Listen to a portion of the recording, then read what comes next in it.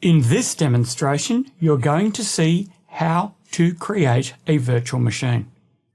We start off in Server Manager and we open Hyper-V Manager on SEA SVR1. We click New, select Virtual Machine. We get the wizard, we click Next.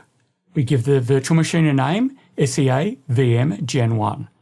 We specify that we want to store it in the location C:\base. We click Next. We're going with a Gen 1 virtual machine. We're going to leave it with the default amount of memory. We're not connecting it to a virtual network. We're getting it to create a virtual hard disk, and we review the settings that we have configured, and we click Finish.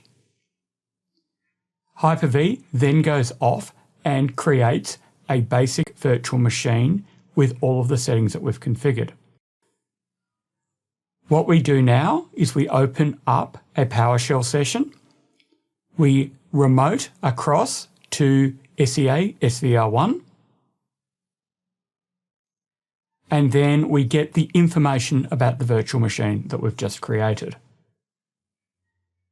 We can see that the virtual machine exists and is in the status of operating normally, even though the state is off. So in that demonstration, we created a virtual machine using Hyper-V Manager, and except for the location where we stored the virtual machine, we accepted the default settings for virtual machine creation.